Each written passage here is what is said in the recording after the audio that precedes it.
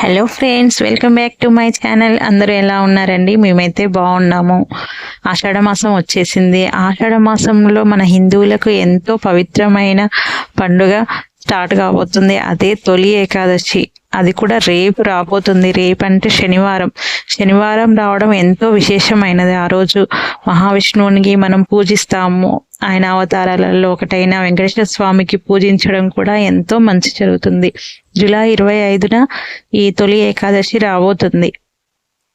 తొలి ఏకాదశి రోజు ఆ మహావిష్ణువు యోగ నిద్రలోకి వెళ్తారు. ఆ రోజు మనం ఆయన్ని ఎంతో భక్తి శ్రద్ధలతో పూజిస్తే మనకి ఎంతో మంచి జరుగుతుంది. ఆ రోజు ముఖ్యంగా మనము ఉపవాసం ఉండడం వల్ల ఎంతో మంచిదని అంటూ ఉంటారు. ఆ రోజు పేలాల పండగ అని కూడా అంటారు. పేలాల పిండి తయారు చేసి, జొన్నలతోటి పేలాల పిండి తయారు చేసి నైవేద్యంగా పెట్టి అది తీసుకోవడం కూడా మనకి ఎంతో మంచిదంట. ఈ ఏకాదశి తిథి జూలై 24 అంటే ఈ రోజు శుక్రవారం రాత్రి 9:13 ప్రారంభమవుతుంది. మరియు రేపు ఉదయం జూలై 25 శనివారం ఉదయం 11:57 వరకు అయిపోతుంది ఏకాదశి తిథి. మనం సూర్యోదయం ఉన్న సమయంలోనే మనం తొలి ఏకాదశి జరుపుకోవాలి.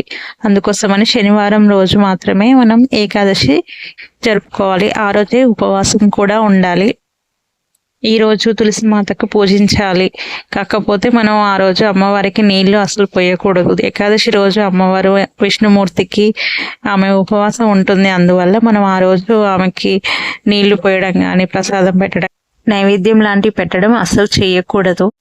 తొలి ఏకాదశి రోజు విష్ణుమూర్తిని భక్తి శ్రద్ధలతో పూజించి ఆయన విష్ణు సహస్రనామాన్ని పఠించడము, మరియు ఆయనకి ఎంతో ఇష్టమైన వడపప్పు, పానకము, పేలాల పిండి నైవేద్యంగా పెట్టడం వల్ల ఎంతో మంచి జరుగుతుంది. ఈ పేలాల పిండిని మనం జొన్నలతో తయారు చేసుకోవాలి. జొన్నలు మనం కడిగేసి నీట్గా మసిలే నీళ్ళల్లో వీటిని వేసి కాసేపు ఉడకనిచ్చిన తర్వాత వాటిని వడవేసుకోవాలి. వడవేసిన తర్వాత వాటిని ఆరబెట్టుకోవాలి. ఆరబెట్టిన తర్వాత ఒక 3-4 గంటలు ఆరిన తర్వాత వాటిని మనం పేలాలుగా వేయించుకోవాలి.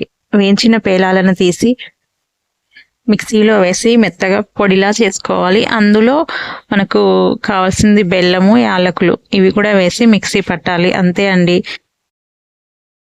విష్ణుమూర్తికి ఎంతో ఇష్టమైన ప్రీతికరమైన పేలాల పిండి రెడీ అయిపోతుంది. నేను దాని వీడియో కూడా అప్లోడ్ చేస్తాను. మీరు కూడా ఇలా రేపు తొలి ఏకాదశి రోజు పేలాల పిండి నైవేద్యంగా పెట్టి ఉపవాసం ఉండేవాళ్ళు ఉపవాసం ఉండండి. తొలి ఏకాదశి అందరూ మంచిగా జరుపుకోవాలని కోరుకుంటున్నాను. ఓకే అండి, మా వీడియో కనుక నచ్చినట్టయితే లైక్ చేయండి, కామెంట్ చేయండి, సబ్స్క్రైబ్ చేయడం అస్సలు మర్చిపోకండి. బాయ్ బాయ్, మళ్ళీ కలుద్దాం.